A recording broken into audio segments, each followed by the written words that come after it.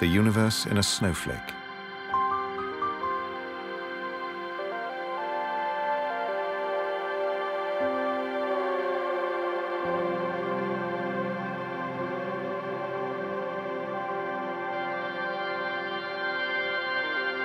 There's a photograph of Wilson Snowflake Bentley that I love. A tilt of the head, content, protected from the cold by curiosity, absorbed in nature's detail, which he holds carefully in both hands, oblivious to the snow falling on his hat. No gloves. As a 15-year-old farm boy from Jericho, Vermont, Bentley spent the snow days from November to April with a battered microscope, sketching snowflakes before they melted away. Frustrated by their transience, too short-lived to capture in detail, he began experimenting with a camera, and on the 15th of January 1885, he took the first ever photograph of a snowflake.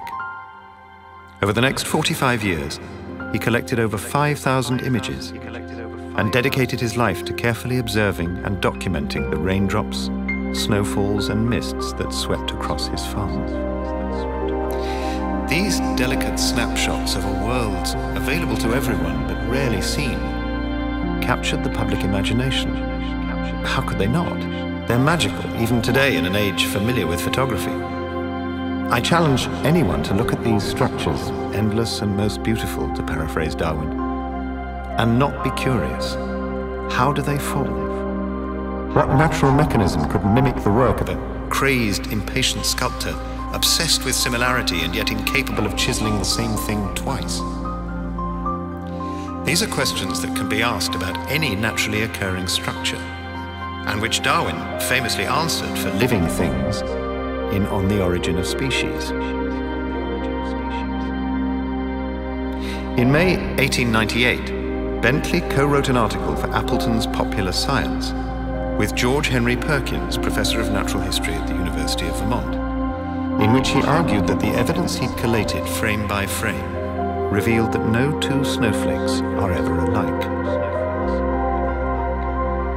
Every crystal was a masterpiece of design, and no one design was ever repeated, he wrote. Their uniqueness is part of their fascination and romance, yet there is undoubtedly something similar about them. They share a sixness. Which is more interesting? Perhaps it depends on the character of the observer. Johannes Kepler is best known for his laws of planetary motion. He pored over the high-precision astronomical observations of the Danish astronomer Tycho Brahe, just as Snowflake Bentley pored over his photographs, and he noticed patterns in the data.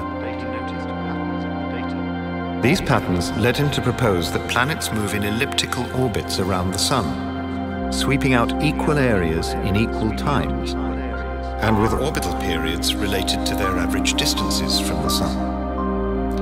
Kepler's empirical laws laid the foundations upon which Isaac Newton constructed his law of universal gravitation, published in 1687, arguably, I would say unarguably, but one has to keep argumentative historians happy, the first modern scientific work. In December 1610, shortly after the publication of two of his three laws in Astronomia Nova, Kepler was walking across the Charles Bridge in Prague through the Christmas dark when a snowflake landed on his coat.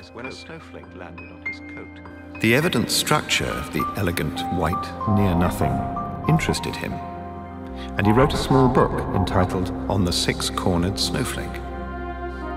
It is a piece of scientific writing that transcends time and provides an illuminating and entertaining insight into a great mind at play.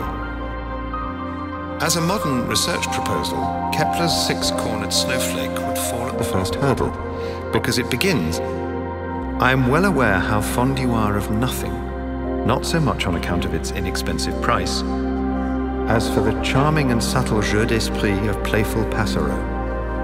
Thus, I can easily tell that a gift will be the more pleasing and welcome to you, the closer it comes to nothing." Now there's a statement of projected economic impact. The closer my research comes to nothing, the more valuable it is. Stick that on a spreadsheet. Kepler doesn't succeed in explaining the structure of snowflakes. How could he? A full explanation requires atomic theory and a good fraction of the machinery of modern physics. What he does achieve is to make vivid the joy of science. The idea that the playful investigation of nature has immense value irrespective of the outcome. His book explodes with excited curiosity, fizzing with speculations on snowflakes and their similarities to other regular shapes in the natural world. Five-petaled flowers, pomegranate seeds, and honeycombs. He covers so much ground, bouncing thrillingly from subject to subject, that eventually, with magnificent perspicacity, he has to rein himself in. But I'm getting carried away foolishly, and in attempting to give a gift of almost nothing, I almost make nothing of it all. For from this almost nothing, I have very nearly recreated the entire universe, which contains everything. Kepler does have a clear question, however, which surely occurs to anyone who studies Snowflake Bentley's exquisite photographs. How do structures as ordered and regular as snowflakes form from apparently formless origins? Since it always happens when it begins to snow, that the first particles of snow adopt the shape of small six-cornered stars, there must be a particular cause. For if it happened by chance, why would they always fall with 6 corners and not with 5 or 7, as long as they are still scattered and distinct and before they are driven into a confused mass? Kepler knew that snow forms from water vapor, which has no discernible structure. So how does the snowflake acquire structure? What is the sixness, telling us about the building blocks of snowflakes and the forces that sculpt them? This is a modern way of looking at the world, one that any physicist would recognize. Kepler's insight and his delighted frustration at not possessing the knowledge to approach an answer echoes loudly down the centuries. I have knocked on the doors of chemistry, he writes, and seeing how much remains to be said on this subject before we know the cause, I would rather hear what you think, my most ingenious man, than wear myself out with further discussion. Nothing follows, the end. Science is delighted frustration. It's about asking questions, to which the answers may be unavailable, now or perhaps ever. It's about noticing regularities, asserting that these regularities must have natural explanations, and searching for those explanations.